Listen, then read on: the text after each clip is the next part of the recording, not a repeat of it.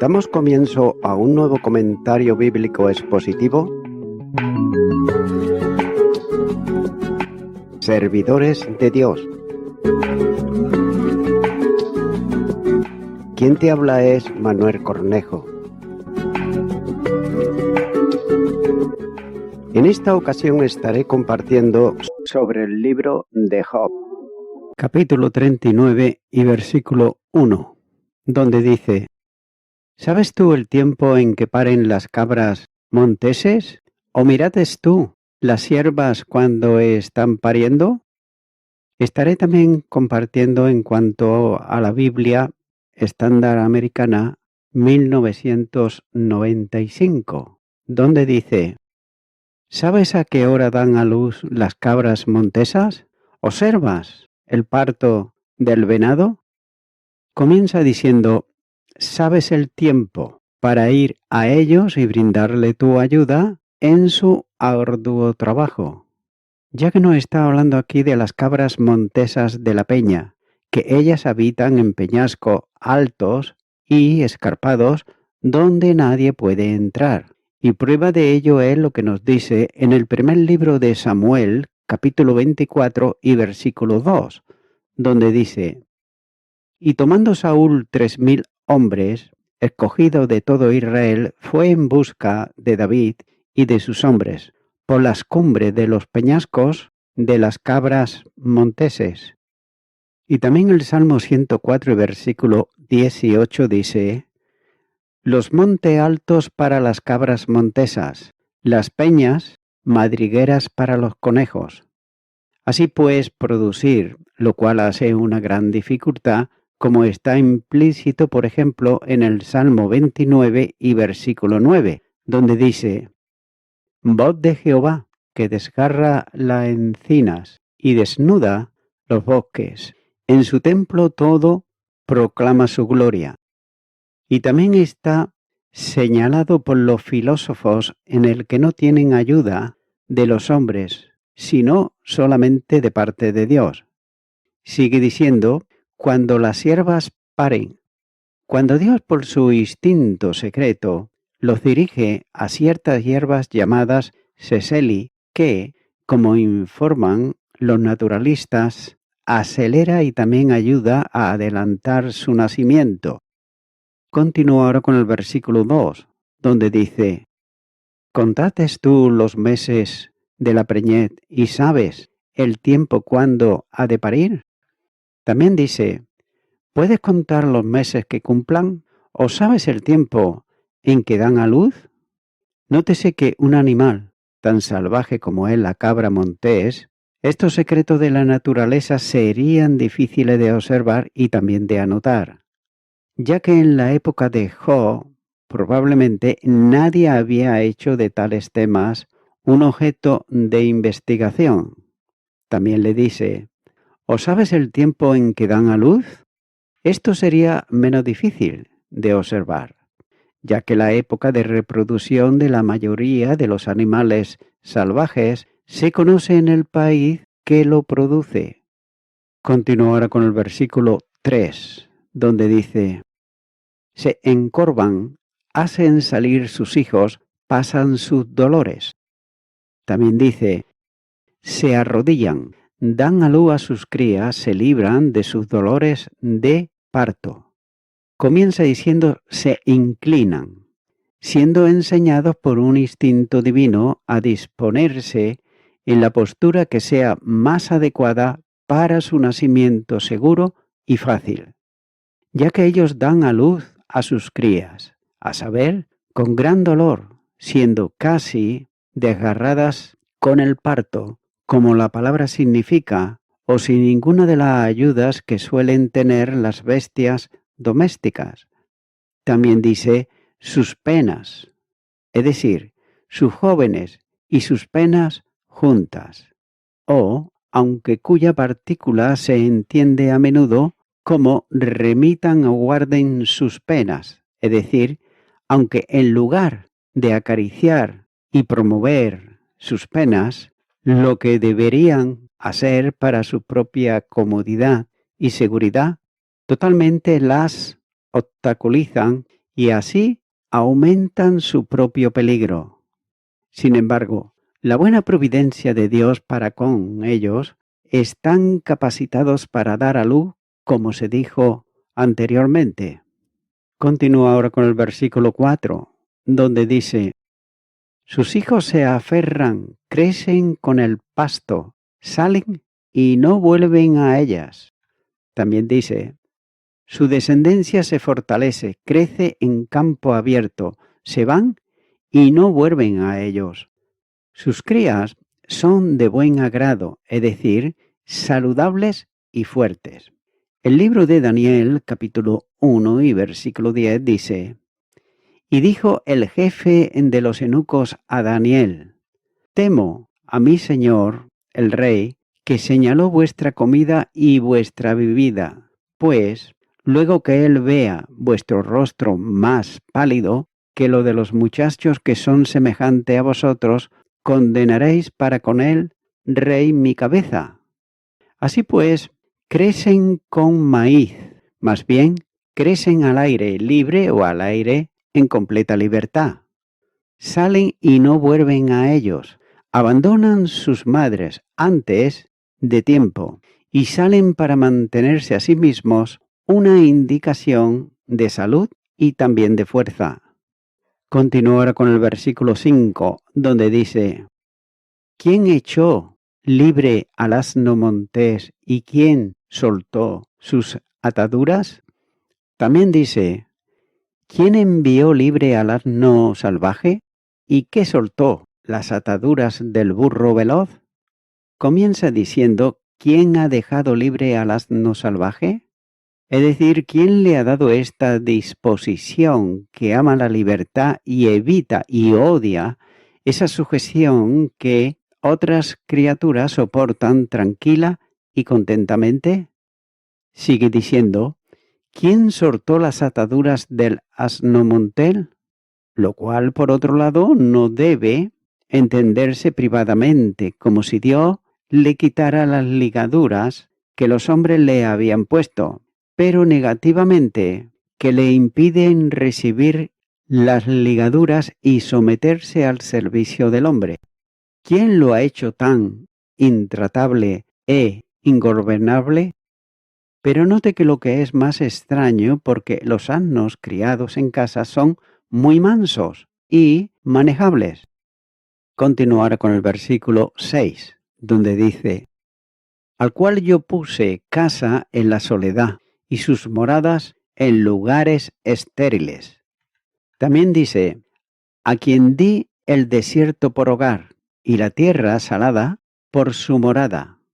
Comienza diciendo: cuya casa he hecho en el desierto, es decir, en las regiones mesopotámicas habitadas por los asinus, que son aquellas vastas extensiones de llanura onduladas, sin árboles, que producen algunos arbustos aromáticos y mucho ajenjo que se interpone entre la cordillera de Sinjar y el aluvión babilónico. Aquí el asno salvaje fue visto por Jenofonte y los 10.000 en compañía de avestruces, gacelas y abutardas. También nos habla del onagro asiático, que frecuenta los desiertos de Corasán, que son incluso más áridos que el mesopotámico, y la tierra yerma sus moradas, más bien la tierra de la sal, como señala la versión de la Biblia revisada. El gran desierto de Sonosán está en gran parte impregnado de sal y en algunos lugares incluso con ella. Por tanto, el asno salvaje lame la sal con avidez. Continuar con el versículo 7, donde dice: se burla de la multitud de la ciudad, no oye las voces del arriero. También dice: desprecia el tumulto de la ciudad, los gritos del conductor que no oye. Comienza diciendo: él se burla. Y note que en primer lugar no les teme cuando lo persiguen, porque es rápido y puede escapar fácilmente de ellos. Y también, en segundo lugar, ni las provisiones o ventajas que pueda obtener de ellos, sino que prefiere una vida vagabunda y solitaria en el desierto antes que a ellos. También se puede notar que desdeña someterse a ello y mantiene resueltamente su propia libertad. Sigue diciendo, la multitud de la ciudad. Aquí menciona la ciudad en lugar del campo, en parte porque hay la mayor multitud de personas para perseguirlo, alcanzarlo y sujetarlo, y en parte porque hay la mayor abundancia también de todas las cosas para invitarlo. Los frutos del país se acumulan en las ciudades y lo hacen con la mayor abundancia. Sigue diciendo, ni mira. En el hebreo sería ni oye, es decir, que no obedece al conductor o al capataz, es decir, no será llevado a recibir su yugo, ni a hacer su trabajo, ni a responder a sus gritos o mandatos, como por otro lado se les obliga a hacer a los asnos mansos. Continuará con el versículo 8, donde dice, lo oculto de los montes en su pasto, y anda buscando toda cosa verde. También dice, explora las montañas en busca de su pasto y busca todo lo verde. Comienza diciendo la cordillera de las montañas, lo que busca o encuentra en los montes, ya que prefiere esa mezquina provisión y penuria con su libertad antes que los pastos más fértiles con la servidumbre. Porque una criatura tan débil e inofensiva como el asno salvaje debe de ser indomable, cuando los leones y tigres más salvajes han sido domados, y como llega a haber una diferencia tan grande entre el asno manso y el asno salvaje. No puede dar razón, pero debe referirlo enteramente al buen gusto, a lo cual también debería referirse por las mismas razones todos los diversos métodos de mi providencia y tratos conmigo y con otros hombres, y no censurar tan audazmente lo que no entiendes, Job. Continúa ahora con el versículo 9, donde dice, ¿querrá el búfalo servirte a ti o quedar en tu pesebre? También dice, ¿consentirá el buey salvaje en servirte o pasará la noche en tu pesebre? Este versículo es muy discutido entre los eruditos, pero no es necesario que otros lo sepan si hubo o alguna vez hubo una criatura como los llamados unicornios, o si este rehén, que en su nombre hebreo es el rinoceronte, como algunos quieren decir, o por otro lado cierta clase de cabra salvaje llamada aquí orif, que es muy alta, también fuerte e intratable, o por otro lado uno de esos bueyes o toro salvaje. Puede parecer más probable, tanto por la descripción de esta criatura aquí como en otras partes de la escritura, que concuerda exactamente con su descripción dada por otros autores, y también de la descripción de su trabajo en este lugar, que con toda razón debe de ser agradable a las criaturas de ese tipo en general, y también de la conjunción de esta criatura con becerros en la escritura, como señala, por ejemplo, en Deuteronomios capítulo 33 y versículo 17. Como el primogénito de su toro en su gloria y sus astas como astas de búfalo. Con ellas acorneará a los pueblos junto ante los fines de la tierra. Ellos son los 10 millares de Efraín y ellos son los millares de Manasés.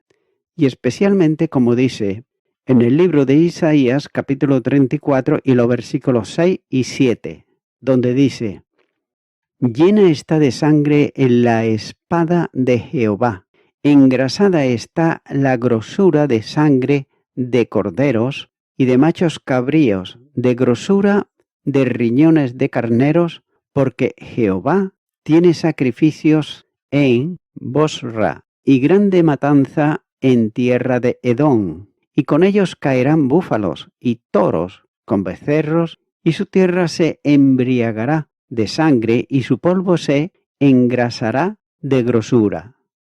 Así pues, dice que donde habiendo juntado corderos, cabras y carneros, como criaturas del mismo tipo o muy parecidas. Menciona así becerros, toros y remes, como pertenecientes al mismo tipo general de criaturas. Pero esto no lo determinaré positivamente aquí. Sigue diciendo, estar dispuesto a servirte. Es decir, ¿puedes tú domarlo y someterlo a tus órdenes? También dice, permanece junto a tu pesebre. ¿Se dejará él amarrar o encerrar allí toda la noche y reservado para el trabajo del día siguiente, como hacen los bueyes? Seguramente que no. Y si no puedes gobernar a una criatura como esta, mucho menos puedes, por otro lado, gobernar al mundo o enseñarme cómo gobernarlo, lo cual te atreves a hacer. Continuará con el versículo 10, donde dice, ¿atarás tú al búfalo con coyunda para el surco? ¿Labrará los valles en pos de ti? También dice, ¿atarás tú al toro salvaje en un surco con cuerdas? ¿O tras de ti rastrillará los valles?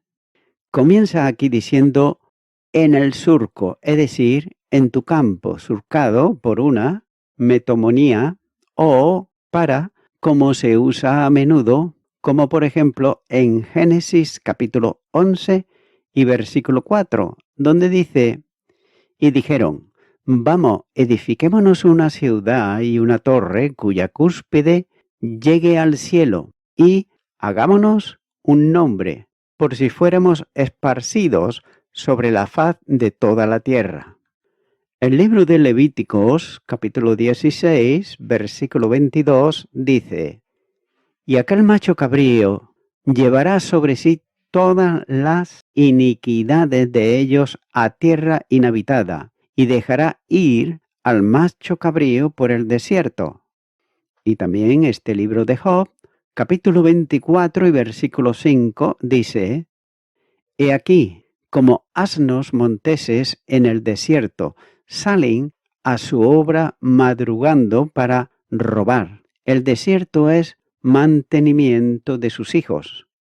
También sigue diciendo el surco, es decir, hace surcos o arar, para cuyo trabajo se suele atar el ganado para que pueda ser dirigido por el labrador y pueda hacer surcos rectos. También nos habla aquí y dice de los valles, a saber, las tierras bajas, que son las más apropiadas y más empleadas en el trabajo de arar. También dice por último, después de ti, es decir, bajo tu conducta, siguiéndote paso a paso. Y voy concluyendo con esto. Vemos en primer lugar que los instintos de las diversas bestias y pájaros la guían de manera instintiva e infalible a adoptar los medios más adecuados para su sustento y preservación. Pero nótese que este instinto es el don directo de parte de Dios y demuestra cuán consumadamente sabio y considerado en el caso de sus criaturas, incluso las más humildes que Dios ha creado. Ahora bien, deberíamos entonces albergar el pensamiento por un momento de aquel que tan providencialmente cuida de las aves y las bestias puede ser también capaz, como conjeturó Job en la aflicción de dureza e injusticia hacia la más noble de sus criaturas terrenales, qué es el hombre. El Evangelio de Mateo, capítulo 6, versículo 26, dice: Mirad las aves del cielo, que no siembran, ni siegan, ni recogen en graneros, y vuestro Padre Celestial las alimenta. ¿No valéis vosotros mucho más que ellas?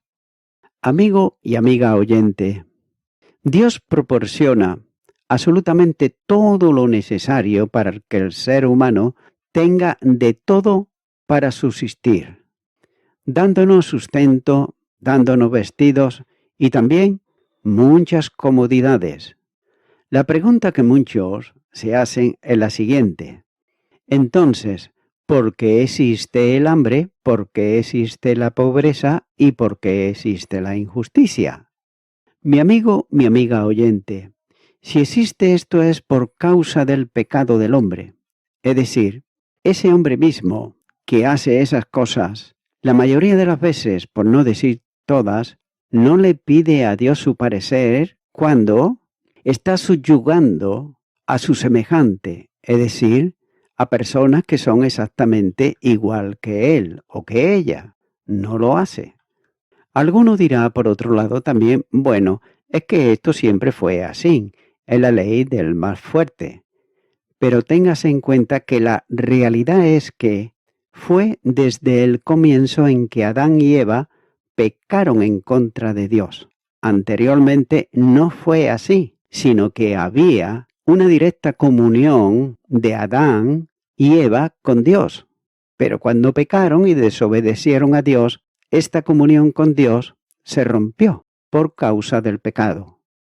Amigo y amiga oyente, a fin de cuentas, llegará el día en que todas las personas deberán de rendir cuentas a Dios.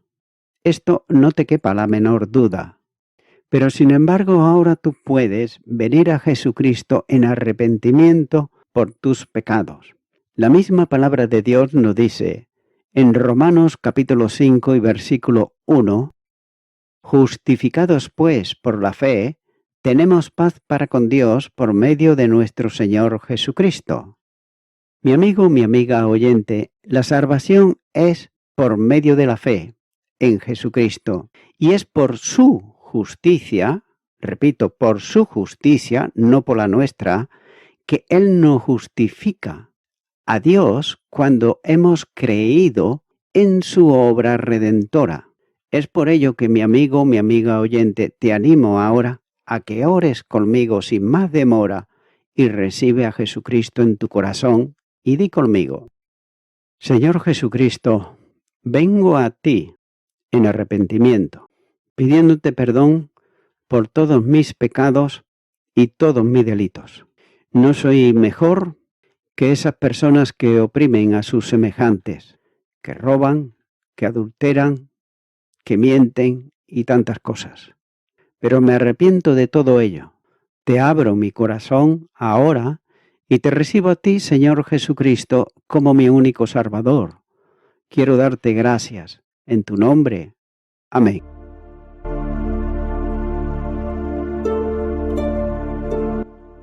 Amigo y amiga oyente, si tú has hecho esta oración de corazón, te recomiendo que comiences a orar a Dios, en primer lugar, en el nombre del Señor Jesucristo.